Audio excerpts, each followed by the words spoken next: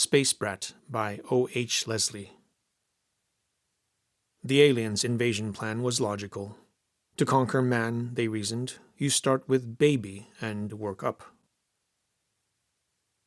Mr. Gertz slapped his forehead in vexation, and his wife Emma shifted in their double bed and said, "Louis, for heaven's sake, go to sleep." "Sleep?" Mr. Gertz mocked her speech. "What are you, kidding? How can I go to sleep with that brat next door screaming its head off?" "It's only a baby. What do you expect?" "I expect a little peace and quiet." "Poor little thing," she murmured. Mr. Gertz grumbled. The baby cried on. Athra, chairman of the War Council of Nara, squatted on the red blood cushion and twisted the plastic features of his eyeless face into a portrait of contempt and impatience. He had listened silently to the arguments and counter-arguments of the council members, and only until their shrill, strident voices had grown tired of the useless debate did he speak. And when he spoke, they listened. "Fools!" he said harshly. 7 orbits has the sun made of Narla. Do you think Jihira has waited this long to make its plans?" A murmur went up at the mention of the hated name. Jihira, their planetary neighbor, had hurled its declaration of war 7 Narla years ago. Still, the major preparations for the battle were not underway. The battlefield had been chosen. A distant world on the rim of the Great Nebula, a world whose green land areas and wide seas most resembled the terrain of the two combatants. It was traditional for Narla and Jihira to fight on other worlds. Through countless centuries, they had learned the bitter outcome of war on their own soil. Jointly, their exploratory forces had searched the galaxies for the scene of their next conflict. They had decided upon the planet called Earth by its inhabitants and fixed the date of the engagement for 40 years hence, a generation to the short-lived creatures of the green world, but only a brief span to the people of Narla. 40 years, Athra rasped. 7 gone already, and still we sit in idle quarrel without our defenses prepared. Do you realize the consequence of such inaction? Do you not suppose that Jihira has already sent its agents to this world to scout out its population, its ways, its weaknesses, its dangers and pitfalls? And what have we learned? What information do our scouts supply?" At the end of the hall, a figure arose, bowing humbly, its 4 jointless arms wrapped about its narrow body. "If I may report, sir," he said quietly. The council members turned to the speaker. "You may speak, Shura," the chairman said. The figure bowed again. "As captain of the exploratory force of Narla, it is my duty to point out the nature of the problem we face on this new battleground. This is no ordinary world we have chosen. Its inhabitants are strange and unpredictable. They are alternately peace-loving and warlike, wise and stupid, courageous and cowardly, noble and selfish. There is little consistency in their actions or emotions, but there is one aspect of their nature which is common to all." "And what is that?" "Suspicion, a lack of trust in each other's motives. And that is why our problem has been so difficult, sir. We would have sent our agent among them many orbits ago if we could have decided upon what form the agent should adopt." Shura slithered across the polished floor of the council room and stopped before the reading screen at the right of the chairman's pillow. He flipped the switch that started the screen glowing. "Here is what the Earth race calls a man." A gasp of revulsion swept the room at the image that appeared on the screen.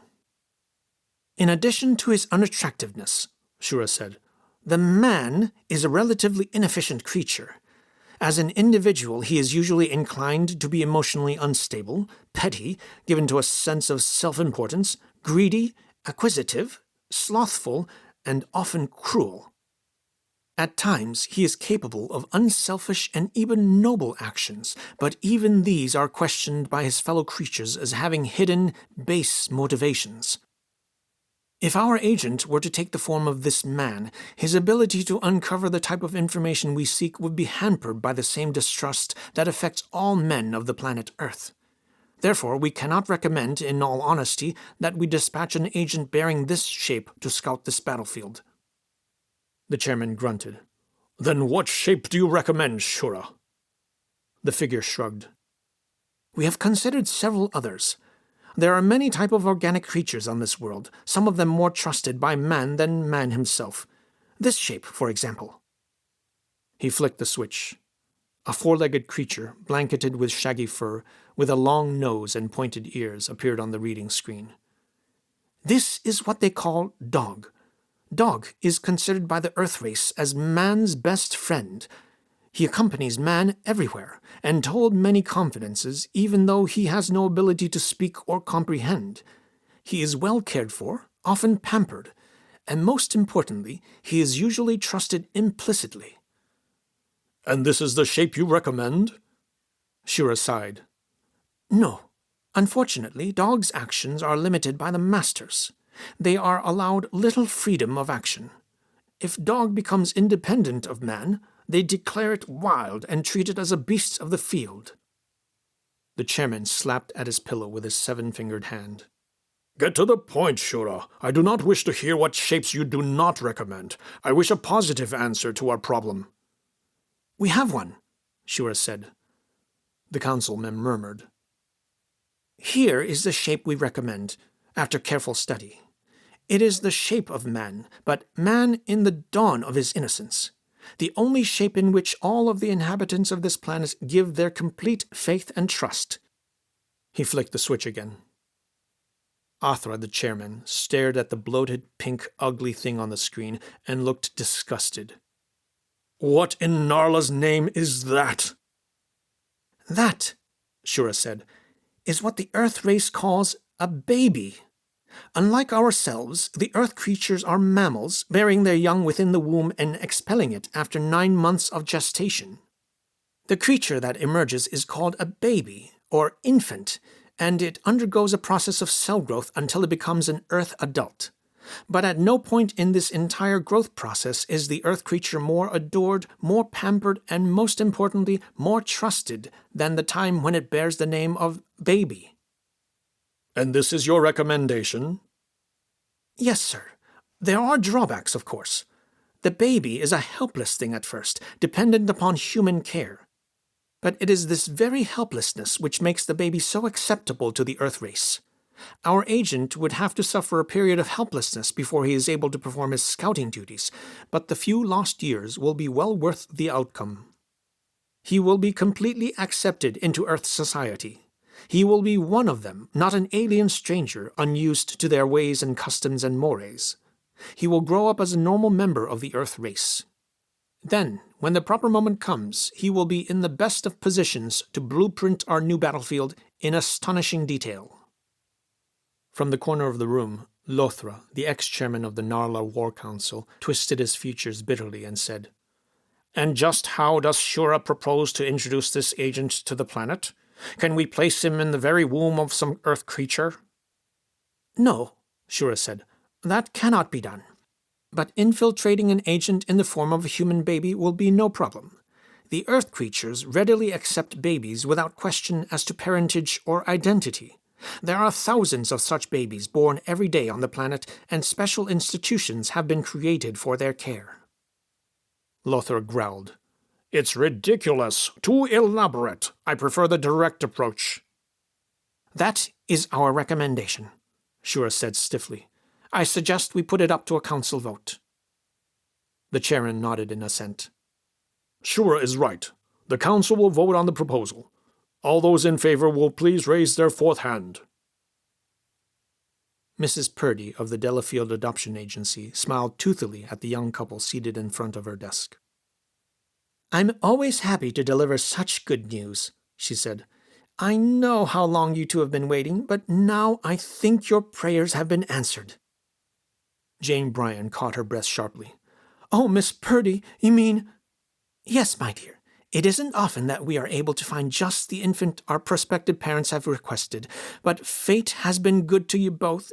Recently, our agency was fortunate enough to receive a foundling infant boy.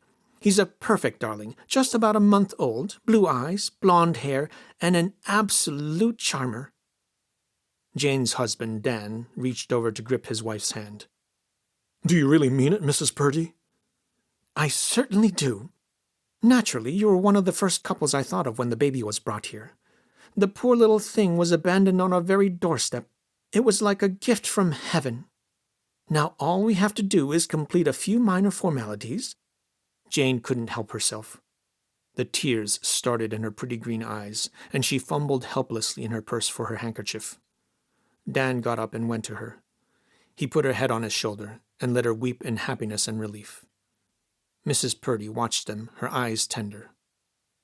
"Can we see him?" Dan asked. "Can we see our baby now, Mrs. Purdy?" "Of course. Come right this way." Jane dried her eyes, and they left the office together. But her tears began to flow again as they approached the crib on the second floor of the adoption agency. Her arms went out impulsively toward the child that lay in peaceful slumber on the sheet. "Oh, he's adorable," Jane breathed. "Oh, Dan, he's just what we always wanted." "How soon?" Dan said tightly. "How soon, Mrs. Purdy?" "Just a few days. We'll work as swiftly as we can, Mr. Bryan. In a few days you can take your new baby home." The few days turned out to be a week. Then the phone rang in the Bryan household, and Mrs. Purdy's cheerful voice said, "Today's the day." At 5 o'clock on a Monday afternoon, Jane Bryan carried her new son across the threshold of their apartment. At 2 o'clock, the baby set up a hungry howl, and Dan Bryan stirred and sat up in bed. "Wake up," he said to his wife. "What is it?" "That damn thing is sure screaming its head off. I don't think I can wait. I think we ought to take care of it now." "But how can we?" his wife said. "It would look suspicious, wouldn't it?"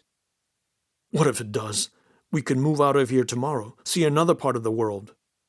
"But Lothar warned us to be careful." "Lothar," Dan Bryan said, his lips curled. "Why should we listen to anything he says? We take our orders directly from Jahira, not from a dirty Narlan traitor. I say tonight."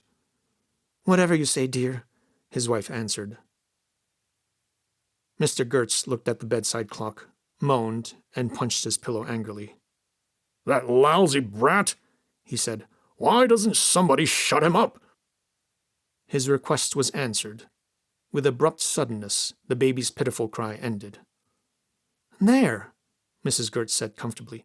"I told you, Louis, the poor thing was only hungry. Now go to sleep." Mr. Gertz rolled over. He dozed off quickly, now that the night was still, and slept with the innocence of a babe. End of Space Brat by O.H. Leslie.